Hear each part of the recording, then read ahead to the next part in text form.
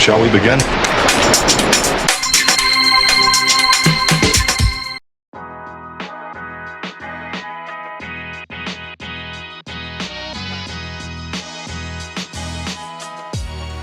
Rasuke here, salutations, and it has been a while since I've had a chance to do a Klash Warlocke Watcher.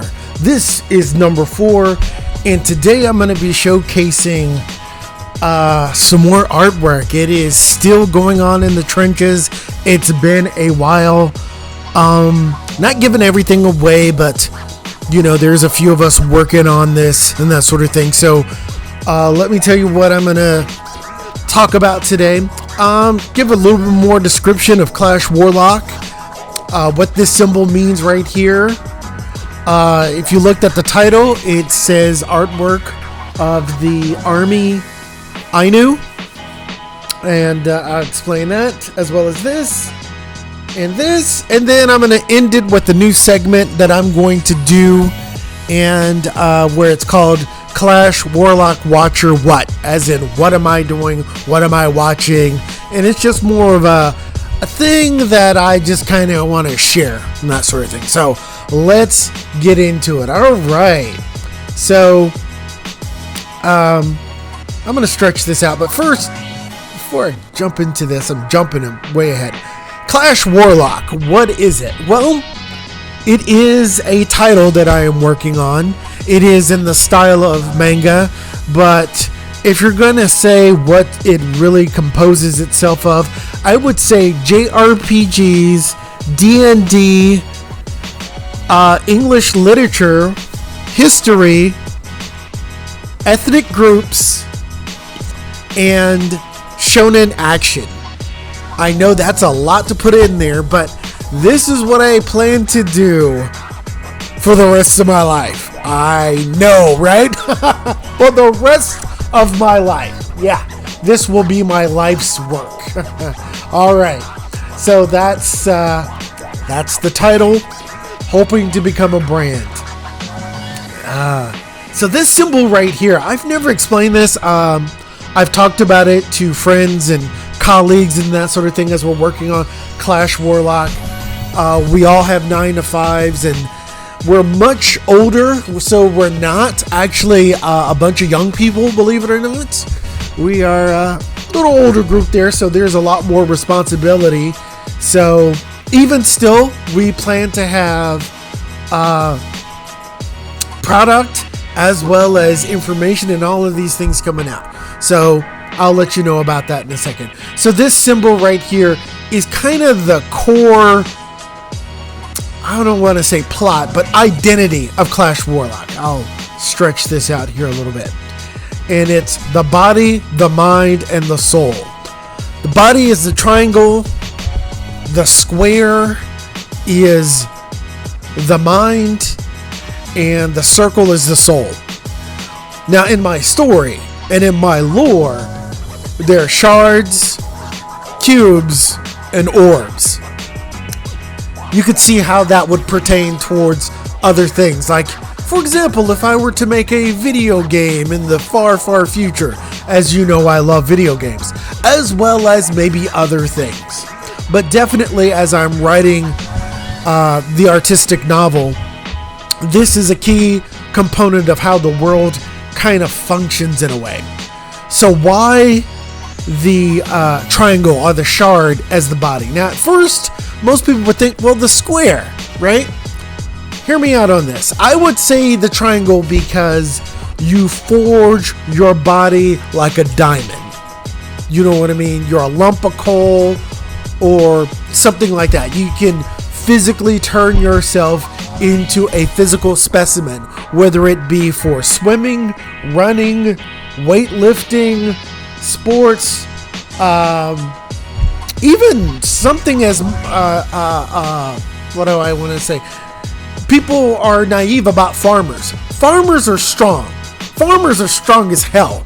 My grandpa was a farmer, and he had a shake that was a vice grip. So if he ever was in a tussle with some random bandit or a robber, and he gets a hold of him, oh my God, his arms and his wrist, because he's been working with his hands for decades. So that's why I kind of went with the triangle, the diamond. You're a weapon. You're what I mean. You're sharp. You've come from. You get the idea.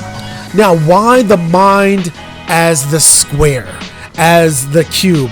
Well, my theory is that is a box. It is a container, and you fill it up with knowledge, with nonsense, with music and singing, or with engineering, ingenuity, and magic, and other things such as tactics, or remembering that girl that you met in the bar or the saloon or the tavern.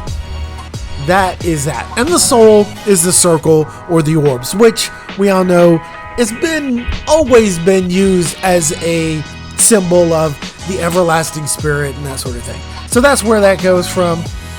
And now we can get to it. Sorry for that long-winded explanation. So this is the Inue army, and this is not all of them. I'm gonna just show you 3. There's some more and that sort of thing, but that's for the book, the story, and other things. So this is an Inue Blade Master, and as you can tell, he has a long hilt and that sort of thing, and kind of like a katana and that sort of thing. And if you look right in here, this is the armor. I love the design of this. We went through several we didn't go through several iterations. We actually only went through like 4 iterations of this. But we like this style where he's just intimidating and he just does this massive stroke of damage. And here we go. He does major damage. So he is shielded here with this arm gauntlet here, the shoulder gauntlet here, but not on this side. And there's metal around here and in the front facing, a little bit on the side here, and the knee pads if he needs to get down on 2 knees or 1 knee. But the legs are free because he is swift enough where he shifts and moves and things like that. So that is the Blade Master. All right, next up is, let me move this down here. And this is the 2-for-1. You might have saw her, and I know it's kind of faint. It's just kind of a sketch, people. There. Just extend this out even more. Move this over here. There you go. So we've got the Inue Spearman and the Inue Assassin. And as you can tell with her, speedy, fast, agility with those blades, good for assassination as well as support of other troops, even out in the field. They do a lot of reconnaissance and a lot of hit and run tactics and distraction. Mostly female. There are some males, but that will be shown later. And right here we have the Spearman. These large bulking dudes, and this is all armor underneath here, and he's using this weapon called the Yari. It's kind of Japanese. So the Inue army, I would say, is a combination of European and Asia, or Japanese in particular. I based it off of the Inue people that are in Japan, or actually not in Japan. They are the indigenous people of Japan. And if you look back further enough, they look a little Russian almost, or whatever, or European. So go check that out when you get a chance. Maybe I'll show you that one time. So believe it or not, Enzo's kind of mixed there. He's kind of Europeanish and kind of Asian, Japanese, Nihongo, that sort of thing. So these spearmen right here, beefy, strong, they do great damage. They're in a legion by themselves, and when they are attacking and they're swinging this thing around, one will step out and sweep around while the others will cover his flanks and things like that. So yeah, this is a part of the regular army troops. They deal with just pretty much the front line and that sort of thing. And with that, just so much damage and that sort of thing. So that is a glimpse of 3 of the character: the Blade Master, the Assassin, and the Spearman. Now, the Inue are the kingdom of where this guy is from. This is Enzo. You might, if you've seen any of my previous Klash Warlocke Watcher videos, you know who Enzo is, but he is the prince and that sort of thing. He's got his dual swords. He is a warlock. A warlock in my world, my realm, my universe, my utopia, if you will. It's not a utopia, but it is basically a warrior type. There are particular powers and skills that you have combining swordplay, martial arts, and I would say magic of some kind. I'll say it that way, which goes into the body, the mind, and soul. They master one of those. Some are the body, some are the soul, and some are for the mind. I have as elemental. So we're talking about fire, ice, water, wind, earth. Yes, I just can't believe I just said that, right? Like Captain Planet. But anyway, yeah, they are limited. They can't learn all the spells or all the abilities. Like, you're not going to find a warlock that knows fire, ice, lightning, water, but a wizard can. So these are like a specialized troop, a commando, if you will, and they can go up in rank and they can go up in power. So Enzo is a warlock. He is a warlock of speed. He is what we call a yeah, I'll just say speed for right now, and I can explain all of that other stuff. But these guys right here, that's his army. These are the troops that protect him. I will show you his father, the king, later. So if you notice, very JRPG-ish and that sort of thing. There's his katana. Like I said, he specializes in speed, which would be of the body, the triangle right there. All right. And yeah, and then I have other characters like this. I've shown this character as well, Sanger. The reason why I'm showing her again is because we are going to have another version of her in a different way, but I still like this design. Or let me rephrase that.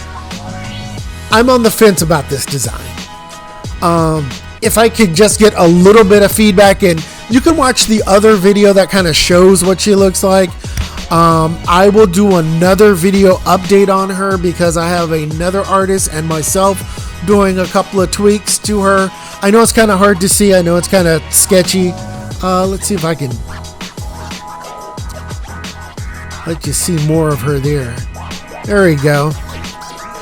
That's a little bit better. So anyway, she's a lady of the court and that sort of thing, and you know, one of these people that are kind of interested in the prince. You know what I mean? So we'll see how that goes, and she's got some competition. I swear I will not turn this into a harem fest. I know other manga, shonen, and that sort of thing will turn that into. But anyway, let's go to the next point, which is this right here.